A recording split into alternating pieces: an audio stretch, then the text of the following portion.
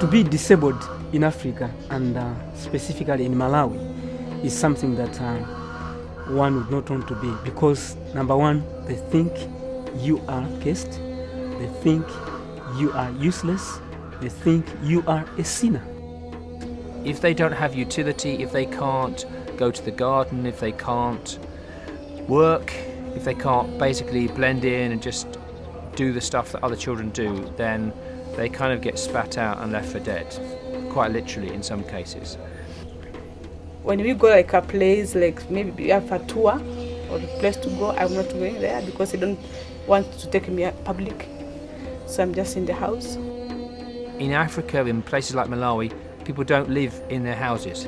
They do the cooking outside, the kids play outside, they do their hygiene stuff outside. So life happens outside. You just go in the house at night time, basically. So to be kind of shut in the house is a very big thing.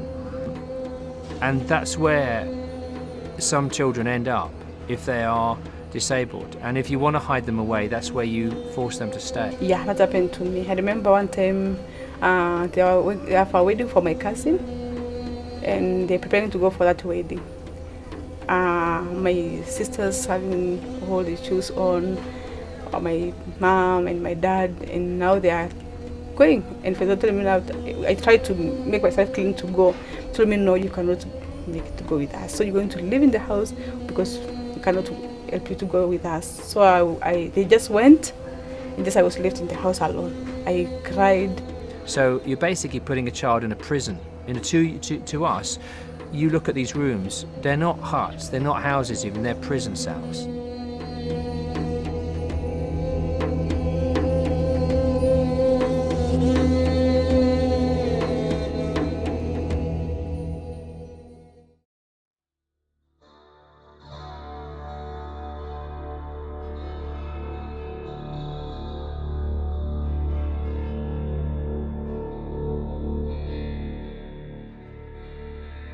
And villages, once the family realizes that this child has hydrocephalus, the clan comes together. They have to decide.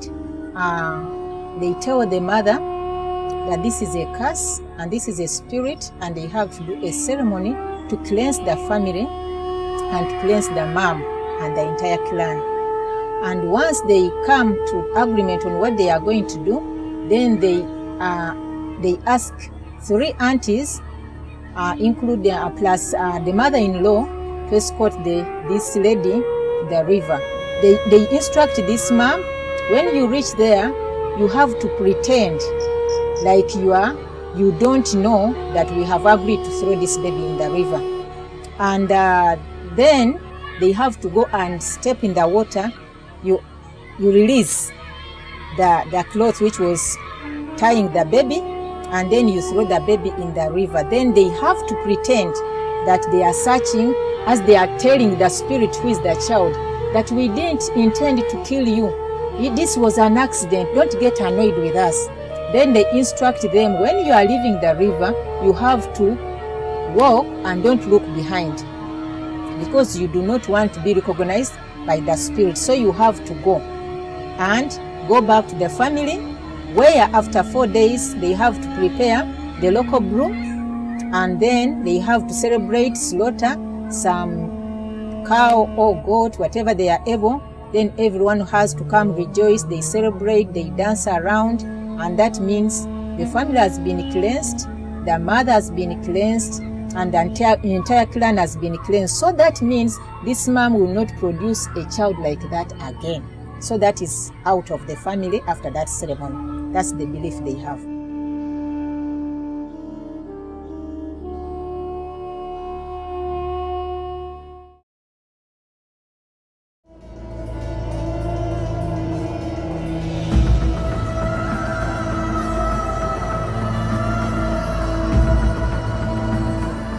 Typically what will happen is for disabled children, the families don't know how to deal with them.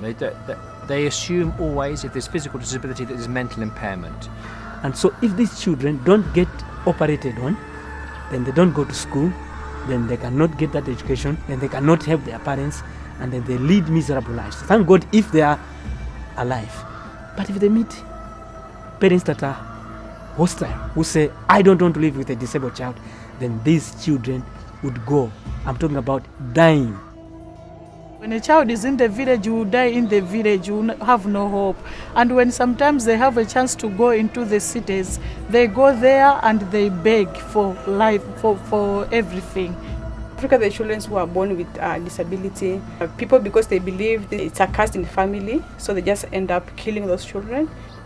Babies can actually be dumped either in a rubbish pile or in a petra tree. Because all of them, my grandmother, my uncles, my dad, they all think that I'm a curse in the family. So my mom was telling me that I was supposed to be killed, but she just saved my life. The husband, they think a baby is born that is disabled. That's the problem of the woman. My wife has got a problem. So either the woman has to accept to be divorced with the child or the baby, or they have to agree to kill the baby. So they can throw that baby in the rubbish pile and forget about that baby completely. And so it's very sad.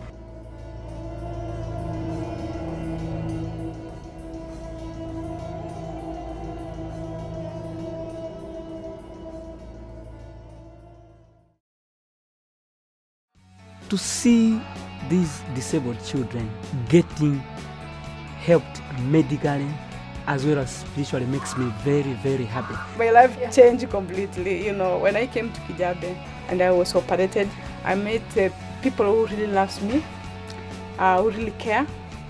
This cure is our causes of hope for the children with disability. Said, a person with an experience is never at the mercy of somebody with a theory. These people, when they go back to the village, it is just like some of those healing miracles in the Gospels where people say, who did this for you? And the guy goes, look, he said he was Jesus. This is what happened to me. I was blind, now I can see. People can't make sense of it, and then they're forced to then look afresh at the gospel message. And that's the beauty of what we're doing here.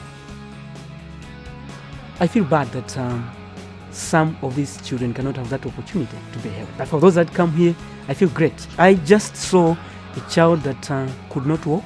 People would laugh at that child, could not even go to school. And then she came to Cure, helped. I saw her in the class, and her teacher told me she came action number 1. I said, wow, if this child was not helped, she would be at home, and we have lost a brilliant girl. So I am happy. And at the same time, as a pastor, I feel we are doing the great commission that God gave us. Jesus said we should go, proclaim the kingdom and heal the sick. And here we are, proclaiming the kingdom and healing the sick.